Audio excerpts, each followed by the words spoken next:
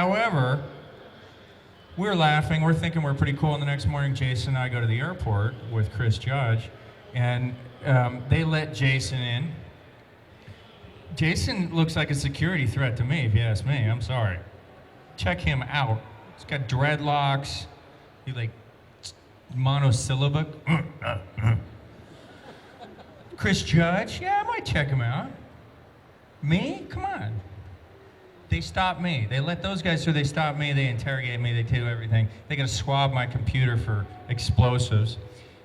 And the little lady who does the security opens up the laptop, and Jason put the centerfold right there in the laptop.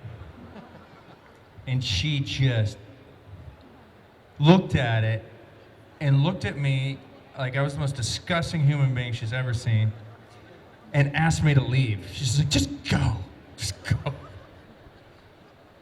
It was really humiliating. It was really embarrassing. There's no way to explain. It's up there with the basketball thing, but anyways, I hope I don't have to tell any more embarrassing stories. Question right up the back there, I think. I've got a I told you I question threw for up.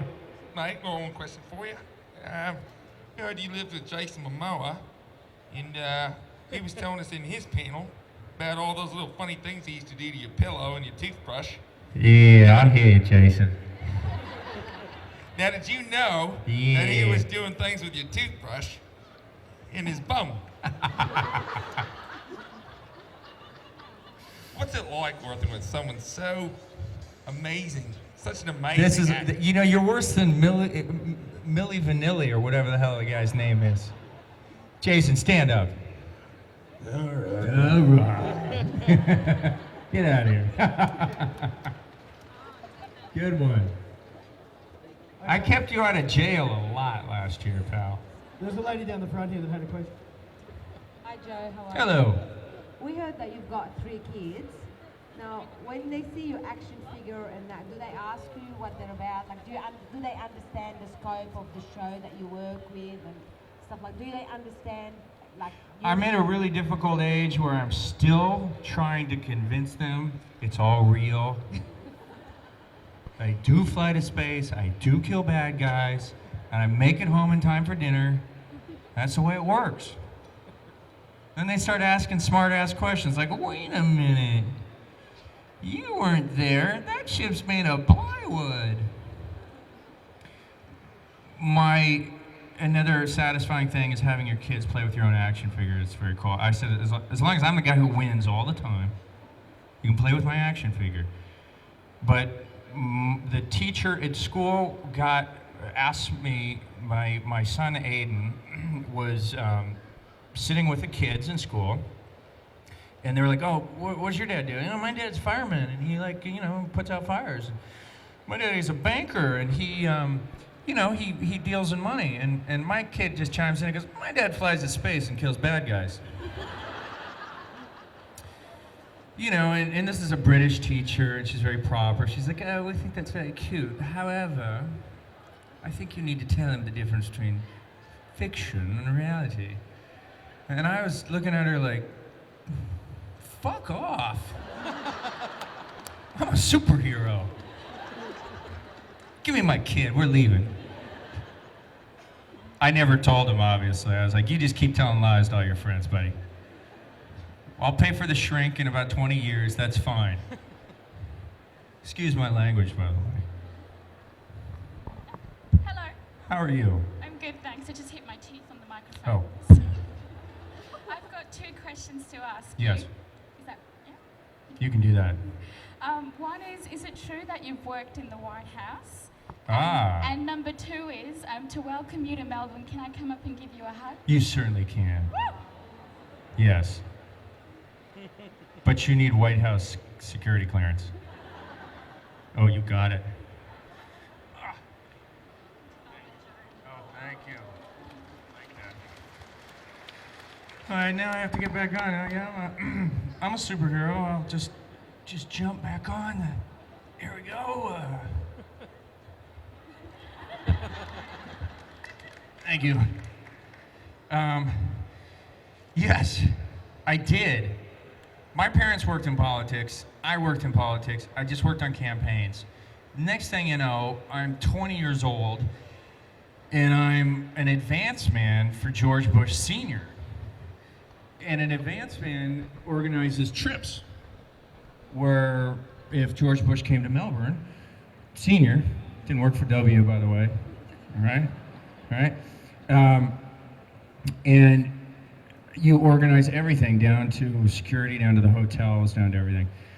And I thought this was intense, because I was, you know. Armageddon attendees, please note that the wrestling has been postponed until approximately 3:30 Oh.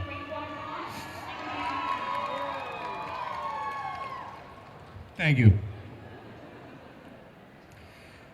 That's probably Jason Momoa. And I was in college, you know, just been a college kid, and next thing you know, I'm in a motorcade with the President of the United States, trying to act as serious as possible. I had to look down. I was like, I work at the White House. And our job was, we'd go to cities, and you'd tell them, oh, hi, how are you? You would tell the police chief and the mayor and everybody else, these are the things we require for a presidential trip or a vice presidential trip. And I'd always be like, it just didn't work for me. I'd be like, Joe Flanigan, I represent the White House. And they'd look at me like, you're a 20-year-old kid, man. Who are you? I'd be like, I work at the White House. Thank you. I got myself into a little bit of trouble. I would work very hard in the old executive office building, and I know that I was always hungry and they didn't give me any breaks to eat. Domino's Pizza guaranteed a 30-minute delivery. So I would call Domino's Pizza and be like, I want my pizza. Well, an hour and a half later, a guy would show up, terrified, finally getting into the office with a cold pizza. I'd be like, dude, what's up? 30 minutes, bro, that's a free pizza. He got like hand searched. I mean, you name it. We did that a lot. I got a lot of free pizzas. That's called an abuse of power, by the way.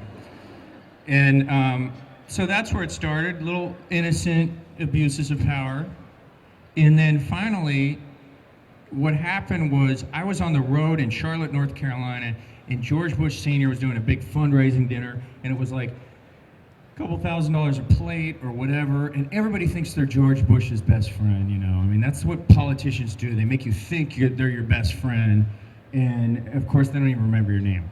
And all of them wanted to shake hands and talk to him and take pictures with him. So we had a line set up. You see how they get lines here? You have to have some organization. Well, these guys were very offended at having velvet ropes and being manhandled into a line when they're paying that much money and they all think they're George Bush's best friend. So I said, you gotta do it, you gotta keep it up. Somebody took it down.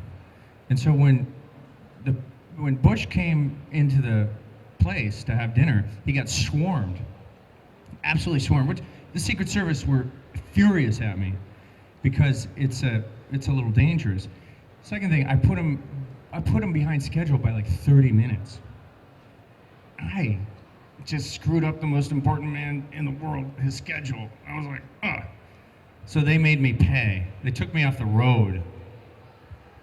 Told you, I managed to get myself in trouble. I don't know why. You know, I guess he has a very strict schedule. Anyways, but it was interesting. We have a question right down the back here.